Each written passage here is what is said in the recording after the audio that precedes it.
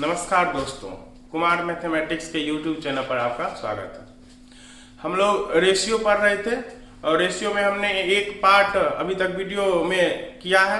क्या था कि अनुपात कभी भी भिन्न में नहीं रहता। अगर वो भिन्न में रहे तो उसको हम लोग चेंज करके पूर्णांक में लाते हैं, फिर उसको सॉल्व करते हैं, ठीक है ना।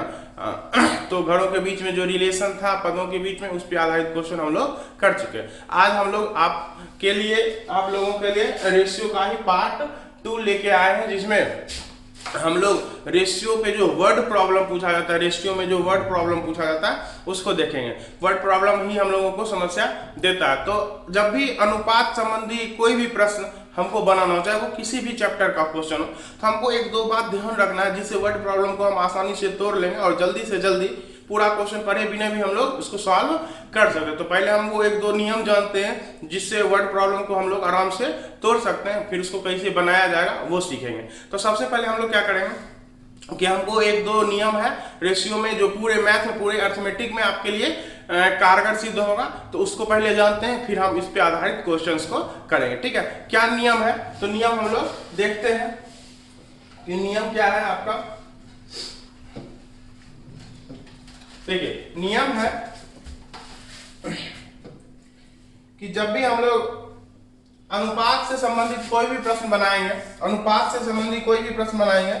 तो हम लोगों को ये ध्यान रखना है कि जिस राशि में का लगा रहे या से लगा रहे, उसको हम हमेशा हर मान लेंगे। क्या मान लेंगे? हर मान लेंगे। फिर से इस बात को समझते हैं कि जिस राशि में का लगा रहे या से लगा रहे, हम उस राशि को हमेशा क्या मान लेंगे? हर मान लेंगे, ठीक है ना। जैसे मान लीजिए लिखा है राम की आयु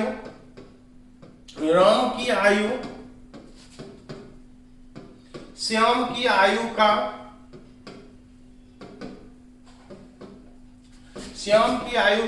7/11 गुना है। तो हम लोग यहाँ क्या करेंगे, का जो है वो किसके साथ लगा हुआ है? श्याम की आयु के साथ, श्याम के साथ। तो अगर हमको रेशियो लिखना पड़े राम और श्याम का, अगर हम लोगों को क्या करना पड़े, रेशियो लिखना पड़े राम और श्याम का, तो हम लोग देख लेंगे कि का जो है ये किसके साथ लगा हुआ है? श्याम के साथ लगा हुआ है, अर्थात श्याम जो होगा वो हर होगा। क्या होगा? हर। और हर में कितना है? 11। तो श्याम आपका 11 हो जाएगा और राम आपका 7 हो जाएगा, ठीक है। तो इस बात को हम लोगों को ध्यान रखना है कि जब भी किसी राशि में का लगा रहे या से लगा रहे, उसको हर मान लेंगे और उसके साथ जो दूसरा राशि होगा उसको हम लोग अंश मान लेंगे, ठीक है। चलिए, दूसरा नियम क्या है? एक नियम ये ध्यान रखना है।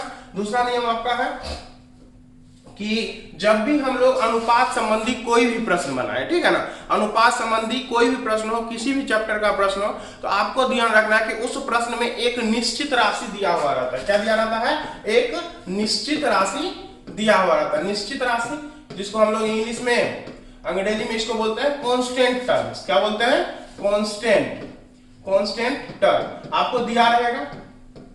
कांस्टेंट टर्म आपको दिया रहेगा। आपको क्या करना, वो उसी निश्चित राशि का तुलना का मतलब होता है भाग। तुलना का मतलब क्या होता है? भाग। निश्चित राशि का तुलना आपको कर देना है, भाग कर देना है उसमें, उसी पद के, उसी टर्म के अनुपातिक राशि से। किससे? अनुपातिक राशि से। किसे कर देना है? अनुपातिक राशि से, ठीक है ना। अनुपातिक राशि से कर देना है। और उसके बाद जो भी चीज निकालना हो, जो भी चीज आपको निकालना है, उस प्रश्न में जो भी चीज आपको ज्ञात करना हो, बस उसको गुना कर देना। उसको क्या कर देना है? गुना कर देना। तो यहाँ से कॉन्सेप्ट क्या निकलता है? तो कॉन्सेप्ट ये निकलता है कि निश्चित राशि की तुलना अनुपातिक राशि से, और जो चीज ज्ञात करना हो, किसी का भी वैल्यू ज्ञात करना हो सकता है, तो जिसका भी वैल्यू ज्ञात करना है बस उसको हम लोग क्या कर देंगे? गुना कर देंगे। तो कॉन्सेप्ट क्या निकलता है? तो कॉन्सेप्ट निकलता है निश्चित राशि का तुलना, निश्चित राशि बोले तो कांस्टेंट टर्म, इसका तुलना हम लोगों को क्या करना, मतलब इसमें भाग कर देना है अनुपातिक राशि से, उसी पद के अनुपातिक राशि से, ठीक है ना। उसी पद के अनुपातिक राशि से हम लोगों को तुलना कर देना है, और जो भी चीज निकालना है उसको गुना कर देना है। जिसे ज्ञात करना हो, जिसे भी ज्ञात करना हो, उससे हम क्या कर देना है? उसको गुना कर देना। जिसको भी फाइंड करना हो, जिसको भी ज्ञात करना हो, जिसका मान निकालना हो, उसको क्या कर देना है? ज्ञात करने वाले से क्या कर देना है? गुना कर देना है, ठीक है। चलिए, तो इस पे आधारित हम लोग आज क्वेश्चन करेंगे, इस कॉन्सेप्ट पर आधारित। अब जैसे थोड़ा सा इसको और अच्छे से समझ लेते हैं। जैसे निश्चित राशि अनुपातिक राशि में बहुत को दिक्कत होता है समझने में। तो निश्चित राशि वह राशि होती है जिसका मान प्रश्न में नहीं बदले, कांस्टेंट टर्म वो बदल नहीं सकता, ठीक है ना, वो प्रश्न में बदल नहीं सकता है। और दूसरी बात, और अगर पकड़ मतलब हमको समझने में दिक्कत होगा निश्चित राशि को, तो हम लोग ऐसे भी ध्यान रख सकते हैं कि निश्चित राशि हमेशा यूनिट के साथ आएगा। जैसे मान लीजिए यूनिट के साथ का मतलब, जैसे मान लीजिए 5 रुपया, 5 रुपया, तो रुपया एक यूनिट है, अर्थात 5 जो होगा, 5 रुपया अगर किसी प्रश्न में आ रहा है तो वो ये आपका निश्चित राशि होगा। जैसे 1 किलोमीटर या 5 किलोमीटर आपका आ रहा है, तो किलोमीटर दूरी का यूनिट होता है, तो बोलेंगे 5 किलोमीटर भी आपका निश्चित राशि होगा। मतलब कोई भी उसमें आपका अगर यूनिट लग के आ रहा है कोई भी संख्या, तो वो निश्चित राशि के श्रेणी में आएगा। कांस्टेंट टर्म उसका वैल्यू प्रश्न में बदल नहीं सकता। तो हम लोगों को यही करना है, निश्चित राशि का तुलना अनुपातिक राशि से, और जो निकालना उससे गुना कर देना है। निश्चित राशि का तुलना अनुपातिक राशि से, जिसे ज्ञात करना उससे गुना कर देंगे। अगर निश्चित राशि में जल का वैल्यू दिया है, जल का, तो हम जल का तुलना जल से ही करेंगे। किससे करेंगे? जल से ही करेंगे। और जिसे निकालना हो उससे क्या कर देंगे? गुना कर देंगे। जिसे भी निकालना हो उससे गुना कर देंगे। बस ध्यान ये रखना है कि ऊपर में जो जल होगा वो आपका निश्चित राशि में होगा। किसमें होगा? निश्चित राशि में होगा। और नीचे में जो जल होगा वही जल आपका अनुपातिक राशि में होना चाहिए, जो अनुपात में आपको जल दे रखा होगा, ठीक है ना। मतलब ऊपर में जल तो नीचे में भी जल, ऊपर में दूध तो नीचे में भी दूध, ऊपर में मिश्रण तो नीचे में भी मिश्रण, ऊपर में लड़का तो नीचे में भी लड़का। मतलब जो चीज निश्चित राशि में वही चीज अनुपातिक राशि में होना चाहिए। और उसके बाद जो निकालना हो उससे क्या कर देना है? गुना कर देना। चलिए, तो इस पे आधारित हम लोग आज क्वेश्चन करते हैं।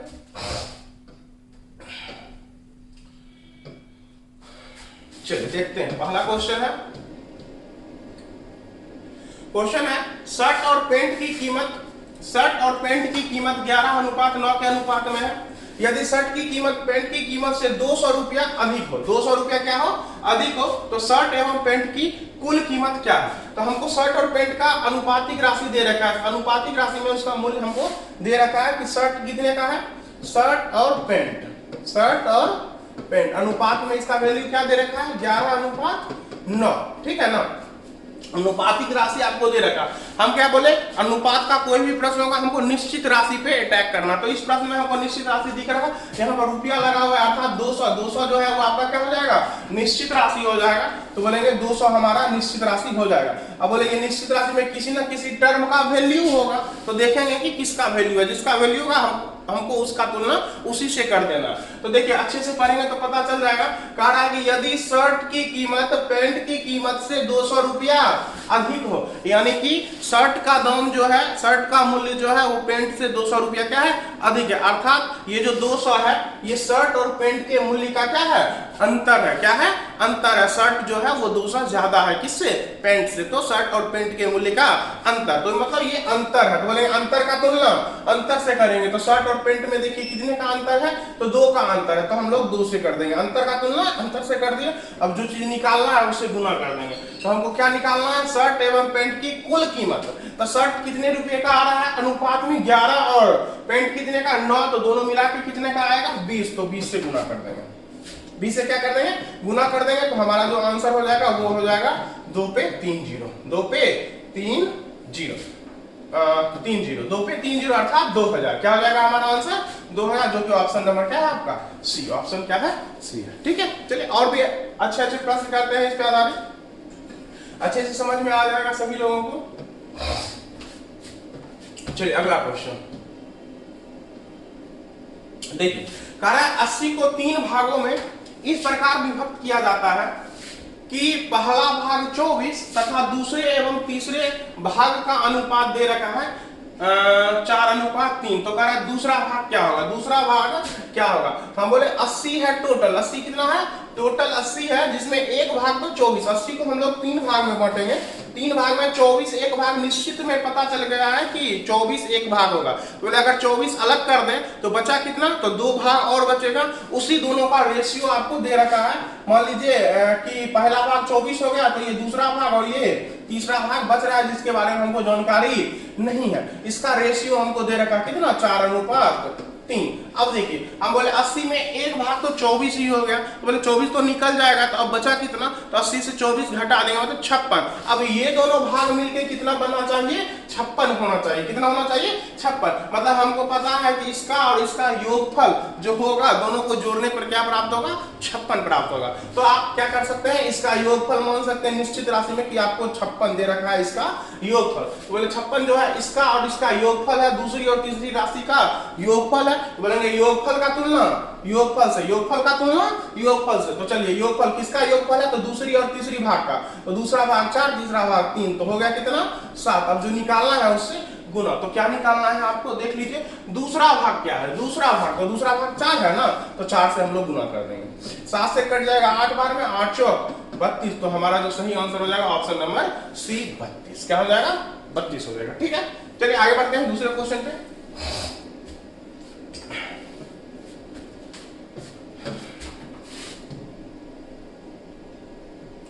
चलिए देखिए, कह रहा है दो संख्याओं के योगफल और उनके अंतर का अनुपात 5:3 है।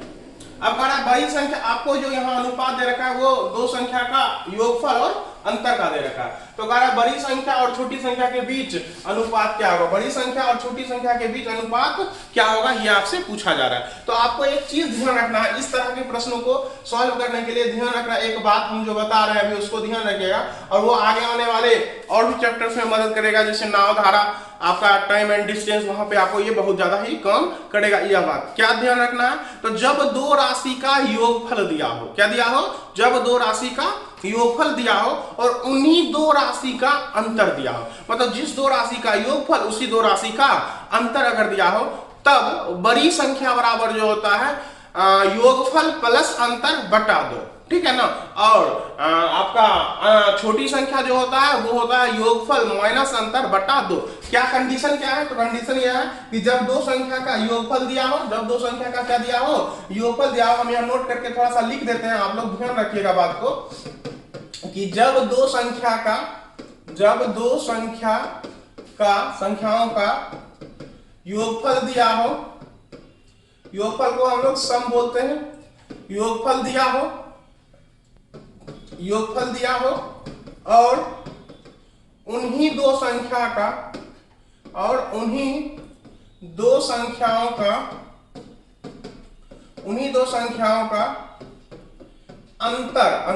अंतर को डिफरेंस बोलते हैं, अंतर को डिफरेंस बोलते हैं। ठीक है ना।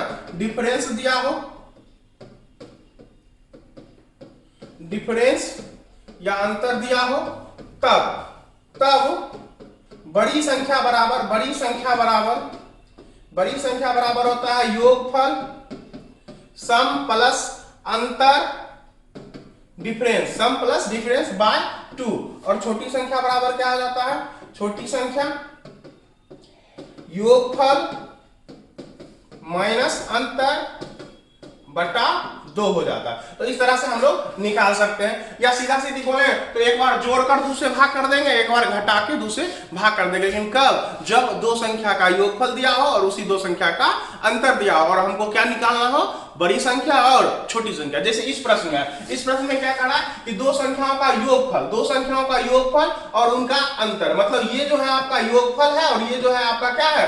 अंतर है। तो कह रहा है बड़ी संख्या और छोटी संख्या। अभी तुरंत हम सीखे बड़ी संख्या क्या होता है और छोटी संख्या क्या होता है। तो बड़ी संख्या होता है योगफल प्लस अंतर बटा 2। तो 5, 3, 8 बटा 2 कितना? 4। और छोटी संख्या 5 माइनस 3 बटा 2, तो 5 में से 3 गया 2, 2 बटा 2 कितना?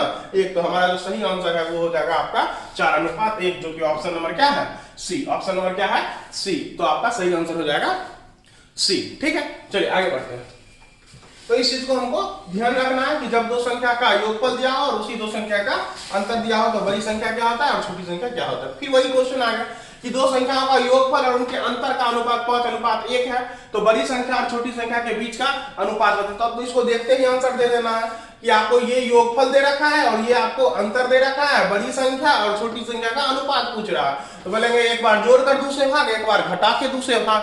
तो 5, 1, 6, 6 बटा 2 कितना? 3, और 5 माइनस 1 4, 4 बटा 2 कितना? 2। तो आपका जो आंसर हो जाएगा 3:2, जो कि ऑप्शन नंबर क्या है? बी आपका सही आंसर हो जाएगा। चलिए आगे बढ़ते हैं अगला क्वेश्चन पे।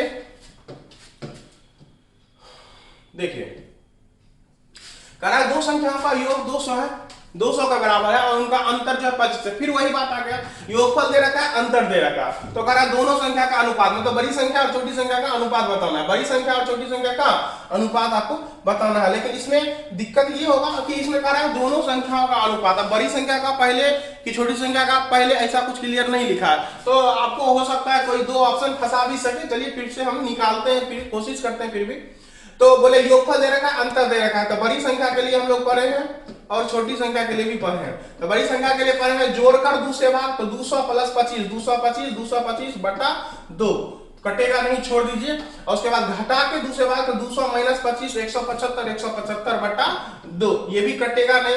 तो बोले अब ये तो अनुपात में आ गया, लेकिन भिन्न में आ गया। किसमें आ गया? भिन्न में। और हमको पता है भिन्न में जब रहता है अनुपात, हम उसको क्या करते हैं? पूर्णांक में बदल लेते हैं, क्योंकि अनुपात कभी भी भिन्न में नहीं रहता। हम पिछले वीडियो में ये चीज बता चुके हैं। तो चलिए हम लोग इसको पूर्णांक में बदल लेते हैं। तो बोले थे कि अगर अनुपात भिन्न में हो तो उसको पूर्णांक में कैसे बदलते हैं? तो बस एलसीएम से गुना कर देना होता है। तो 2 का एलसीएम 2, तो 2 से मल्टीप्लाई कर दीजिए दोनों जगह। देखिए 2 से 2 कट गया, 2 से 2 कट गया। आप चाहे तो डायरेक्ट भी नीचे नीचे तो काट ही सकते थे, ठीक है ना? तो अपना अपना सबका नियम है। चलिए अब इसको हम काट लेंगे। तो 25 9 225, 25 7, तो आपका आंसर जो हो जाएगा 9:7। लेकिन इसमें आंसर 9:7 या 7:9 दोनों हो सकता है, क्योंकि आपको क्लियर करके ये नहीं पूछा गया है कि बड़ी संख्या से छोटी संख्या का अनुपात या छोटी संख्या से बड़ी संख्या का अनुपात, कुछ क्लियर नहीं है। तो दोनों आंसर आपका हो सकता है। चलिए आगे बढ़ते हैं।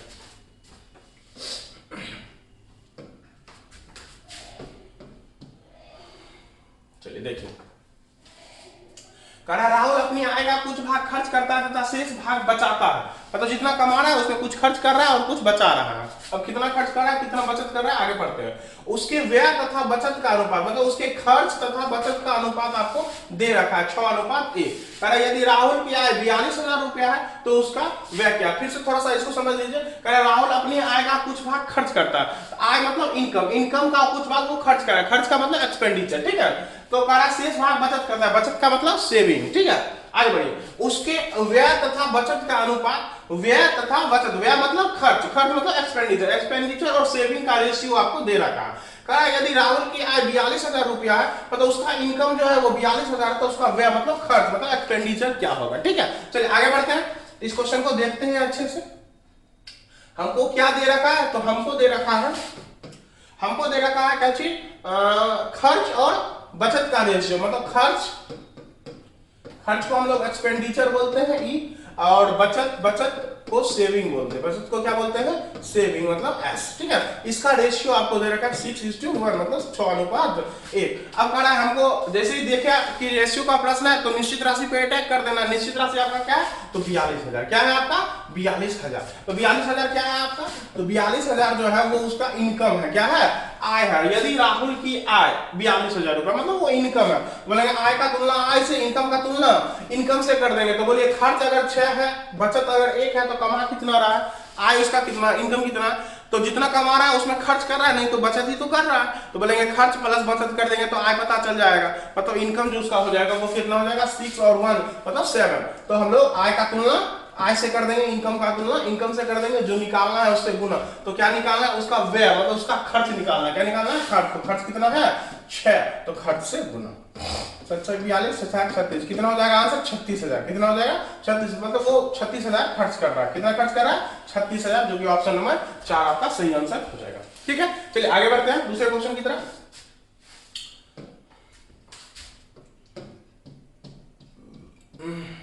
देखिए, एक्स वाई तथा जेड के वेतन का अनुपात 15:3:8 है। यदि जेड को वाई से 3960 रुपए अधिक मिलते हैं तो एक्स का वेतन क्या है? तो चलिए हम लोग सीधा पहले रेशियो लिख लेते हैं, उसके बाद सीधा निश्चित राशि पे अटैक करेंगे। चलिए रेशियो क्या है आपका? एक्स वाई और जेड। इसका रेशियो आपको क्या दे रखे हैं? 15, 3 और 8। रेशियो लिख लिए। अब हमको निश्चित राशि देखना। निश्चित राशि हमको दिख रहा है 3960 रुपया, 3960 रुपया, 3960 लिख देंगे। अब हमको ये देखना है कि ये किसका वैल्यू है। तो क्वेश्चन स्पष्ट रूप से लिख रहा है कि यदि जेड को वाई से 3960 रुपया अधिक मिलते, मतलब जेड को वाई से अधिक मिल रहा है, जेड को वाई से अधिक मिल रहा है, कितना अधिक मिल रहा है 3960, मतलब ये जेड और वाई का डिफरेंस है। क्या है? डिफरेंस है, अंतर है। तो बस अंतर का तुलना अंतर से कर देना है। तो जेड और वाई में देख लीजिए कितने का अंतर है, कितने का अंतर है, तो 5 का अंतर है, तो 5 से हम लोग तुलना कर देंगे, ठीक है ना। अंतर का तुलना, अंतर से हमसे क्या पूछा जा रहा है, हमसे पूछा जा रहा है एक्स का वेतन, मतलब एक्स का इनकम। तो एक्स का इनकम कितना है, ये रहा एक्स का इनकम क्या रहा 15, तो 15 से गुना कर देना। 10 5 दिया 15, 3 से कट जाएगा, 3 से गुना कर दीजिए सभी को, 6 3 18, वो 0 लिख दीजिए, फिर 9 3 27 से 28 हो जाएगा। देखिए 8 8 0 वाला है 11800, आपका आंसर यही हो जाएगा 11888, ठीक है ना। तो हमारा जो सही आंसर है वो क्या आ जाएगा 11880, 11880, ठीक है। चलिए आगे बढ़ते हैं दूसरे क्वेश्चन की तरफ। देखिए अगला क्वेश्चन कह रहा है 1260 रुपए को पी क्यू आर में 1:2:3 के अनुपात में बांटा जाता है। पी तथा क्यू के हिस्से में कितने का अंतर है, बस अंतर पूछ रहा पी और क्यू का, पी और क्यू का अंतर। पहले बोले हम रेशियो लिख लेते हैं जो हमको दे रखा है जिसका, तो हमको दे रखा है पी क्यू और आर का रेशियो दे रखा है, कितना कितना दे रखा है, तो 1:2:3।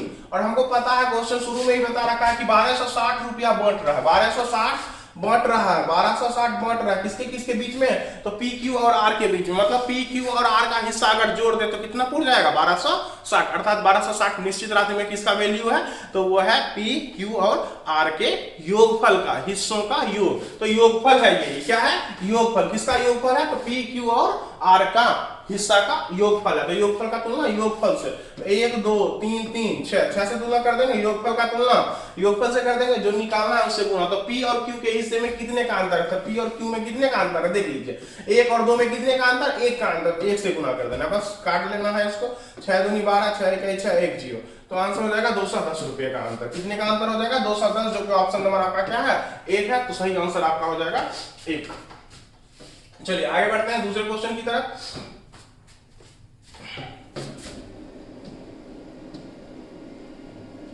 चलिए देखिए, कह रहा है 782 रुपए की धनराशि को 3 भागों में 1/2, 2/3, 3/4 के अनुपात में विभक्त किया गया। जैसे ही हमको अनुपात दिखा, लेकिन अनुपात किसमें है, भिन्न में, तो हम बोले भिन्न में तो अनुपात रहता नहीं है, तो सबसे पहले इसको हम पूर्णांक में चेंज कर लेंगे, फिर पता चल जाएगा तीनों भाग का रेशियो। फिर क्या करना है, पहला भाग क्या होगा, पहला भाग का वैल्यू हमको निकालना है। पहले हम अनुपात लिखेंगे, पहले क्या लिखेंगे अनुपात। तो अनुपात आपको दे रखा है 3 भागों में, मान लीजिए पहला भाग, दूसरा भाग और तीसरा भाग, ठीक है। इसमें 1/2, 2/3 और 3/4 है, ठीक है अनुपात में। लेकिन हम बोले अनुपात कभी भी भिन्न में नहीं रहता, तो इसको हम पूर्णांक में बदल लेंगे। तो अनुपात को भिन्न से पूर्णांक में बदलने के लिए क्या किया जाता है, तो एलसीएम से गुना किया है। तो बस एलसीएम से गुना कर दिया, 4 3 2 का एलसीएम 12, तो सबको 12 से क्या कर देना है, मल्टीप्लाई कर देना है, गुना कर देना है। तो 2 से कटेगा 6 बार में, ये 3 से 4 बार में, और ये 4 से 3 बार में, तो ये हो जाएगा 6 का 6, ये हो जाएगा 4 दूनी 8, ये हो जाएगा 3 दिया 9। तो रेशियो हमको पता चल गया तीनों भाग का 6 8 और 9। और आपको पता है कितना रुपया बांटा गया था, तो 782 रुपया। अभी जस्ट पिछला क्वेश्चन में किए थे कि 782 बांटा गया, मतलब 782 जो होगा तीनों के हिस्से का योगफल होगा। क्या होगा, योगफल होगा। तो बस योगफल का तुलना योगफल से, तो योगफल से तुलना कर दीजिए, तो 6 9 15 8 15 5 20 3 23 हो जाएगा।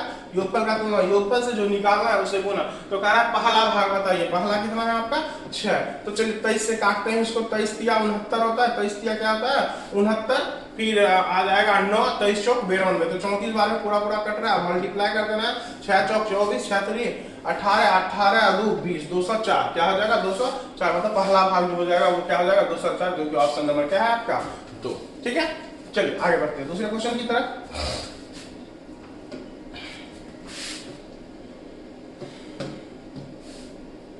देखिए, कह रहा एक मिठाई का डिब्बा ए और बी के बीच 3:4 के अनुपात में बांटा गया। यदि ए को मिठाई के 36 टुकड़े मिलते हैं तो मिठाई की कुल संख्या क्या थी, मिठाई की कुल संख्या क्या थी, आपको ये बताना है। एक मिठाई में, एक मिठाई का डब्बा है जिसमें कुछ मिठाई है जो हमको पता नहीं है, लेकिन वहां वो डिब्बा जो है, मिठाई वाला डब्बा जो है, वो 2 आदमियों के बीच में बांटा जा रहा है, ए और बी में। तो देख लेते हैं कैसे कैसे बांटा जा रहा है। ए और बी में किस रेशियो में बांटा जा रहा है, 3:4 में, ठीक है ना। अब हमको निश्चित राशि देखना है, तो कह रहा है यदि मिठाई मिठाई जो है ए को 36 टुकड़ा मिलता है, मतलब ए का हिस्सा जो है वो 36 को टुकड़ा है मिठाई का। तो ए का तुलना ए से करेंगे तो ए को कितना मिल रहा है यहाँ पर अनुपात में 3 मिल रहा है, तो ए का तुलना ए से कर दिए, ए के हिस्से का तुलना ए के हिस्से से कर दिए। हमको पूछ रहा टोटल मिठाई बताइए, तो ए को 3 मिला, बी को 4 मिला, मतलब कितना रहा होगा डिब्बा में 7 रहा होगा, तो 7 से गुना। टोटल मिठाई कितना 7, तो 3 से गया 12 बार में, तो बढ़ सकती 84, मतलब टोटल मिठाई की संख्या कितना उस डिब्बे में 84, कितना 84। तो सही आंसर आपका ऑप्शन नंबर 2 84 हो जाएगा। चलिए आगे बढ़ते हैं अगले क्वेश्चन की तरफ। चलिए देखिए क्वेश्चन क्या कह रहा है। तो क्वेश्चन कह रहा है आपका कि कोई धनराशि ABC के मध्य 5:6:9 के अनुपात में विभाजित की गई। यदि A को 450 रुपये मिले हो तो कुल धनराशि कितनी है? बस वही बात है। चलिए देख लेते हैं, पहले रेशियो लिख लेते हैं। ए बी और सी। ए बी और सी का रेशियो क्या दे रखा है? 5, 6 और 9, मतलब अनुपात में, अनुपात के हिसाब से बोले तो ए को 5, बी को 6 और सी को 9 रुपया प्राप्त हुआ। अब कह रहा है कि यदि ए को 450 रुपये मिले हो, ए को कितने रुपये मिले हो? 450, तो निश्चित राशि 450 हो गए, और हमको पता भी चल गया कि ये 450 जो है ए का हिस्सा है, तो ए का तुलना ए से करेंगे, ए का तुलना ए से करेंगे, तो ए कितना है आपका 5 है, तो 5 से कर देंगे। किसका पूछ रहा है? तो कुल धनराशि मतलब तीनों मिला के कितना मोट आ गया, यही ना, तो तीनों मिला के बोल देंगे। तीनों मिला के 5, 6, 11, 9, 20 मोट आ गया। तो चलिए 5 से 5 नंबर 45, 9 दूनी 18, आंसर आपका 1800। क्या हो जाएगा आपका आंसर? 1800, जो कि ऑप्शन नंबर 2, ऑप्शन नंबर 2 1800 है। ठीक है, चलिए आगे बढ़ते हैं दूसरे क्वेश्चन की तरफ, और ये शायद लास्ट क्वेश्चन है आज की वीडियो का। और हमको लग रहा है कि आज आप ये टाइप अच्छे से समझ गए होंगे, तुलना करने वाला कि निश्चित राशि का तुलना अनुपातिक राशि से करना है और जो निकालना है उससे गुना कर देना। ठीक है, और ये जो कॉन्सेप्ट आपको पूरे अरिथमेटिक में काम करेगा, और लगभग अरिथमेटिक का प्रत्येक चैप्टर में लगभग 70 to 80% क्वेश्चन इस कॉन्सेप्ट से बन जाता है। इसलिए इस कॉन्सेप्ट को सीखना बहुत ही जरूरी है। अगर आपको मैथ्स बढ़िया करना है तो आपको ये चैप्टर मतलब ये टॉपिक, ये जो कॉन्सेप्ट अभी बता रहे हैं उसको करना बहुत ही इंपॉर्टेंट है, क्योंकि लगभग अरिथमेटिक में 70 to 80% क्वेश्चन इससे सॉल्व हो जाएगा, किसी भी चैप्टर का क्वेश्चन हो। ठीक है, चलिए देखते हैं लास्ट क्वेश्चन आज के वीडियो का। क्वेश्चन कह रहा है कि एक विद्यालय के विद्यार्थियों के परेड में लड़कों एवं लड़कियों की संख्या का अनुपात क्रमशः 9:7 है एवं विद्यार्थियों की कुल संख्या 256। तो लड़का और लड़की का रेशियो दे रखा है हमें, लड़का और लड़की का क्या दे रखा है? रेशियो, मतलब boys and girls, boys and girls का हमको रेशियो दे रखा है कितना? 9:7। ठीक है, और हमको निश्चित राशि क्या दे रखा है? 256, और ये 256 क्या है? तो कुल विद्यार्थियों की संख्या, किसकी संख्या? एवं विद्यार्थियों की कुल संख्या 256। कुल विद्यार्थियों की संख्या है, मतलब विद्यार्थी है ये 256, तो विद्यार्थी का तुलना विद्यार्थी से, मतलब टोटल का तुलना टोटल से, विद्यार्थी मतलब लड़का प्लस लड़की, तो कर दीजिए 9 7 16 से कर देंगे। अब जो निकालना है उससे गुना कर देंगे। लड़कियों की संख्या पूछ रहे हैं तो लड़की से गुना, लड़की से गुना, लड़की कितना 7, तो 16 से 256, 16 बार में 16 से 7 से गुना करेंगे, 16 7 कितना 112, 112। तो हमारा जो सही आंसर हो जाएगा वो क्या हो जाएगा? 112, जो कि ऑप्शन नंबर क्या है आपका 2 सही आंसर। ठीक है, तो आज हम लोगों ने सीखा कि निश्चित राशि का तुलना अनुपातिक राशि से करना है। जिस टर्म का निश्चित राशि होगा उसी टर्म का अनुपातिक राशि होगा। अगर निश्चित राशि जल है तो अनुपातिक राशि भी जल होगा। अगर निश्चित राशि मिश्रण है तो अनुपातिक राशि भी मिश्रण होगा। अगर निश्चित राशि दूध है तो निश्चित अनुपातिक राशि भी दूध रहेगा। मतलब जो निश्चित राशि वही चीज अनुपातिक राशि होना चाहिए। तुलना कर देना है निश्चित राशि का तुलना अनुपातिक राशि से, और जिसे ज्ञात करना उससे हमको क्या कर देना है? बस गुना कर देना है, आपका आंसर निकल जाएगा। ठीक है, तो आगे फिर रेशियो में जो टाइप बेस्ड क्वेश्चन आते हैं उनका वीडियो अपलोड किया जाएगा। तो सब लोग चैनल के साथ जुड़े, ज्यादा से ज्यादा संख्या में इसको शेयर करें, अपने दोस्तों को इस चैनल के साथ जोड़ें, और इस पे लगातार कंटेंट दिया जाएगा जो कि हर एक एग्जाम में आपके लिए लाभदायक होगा। ठीक है, धन्यवाद।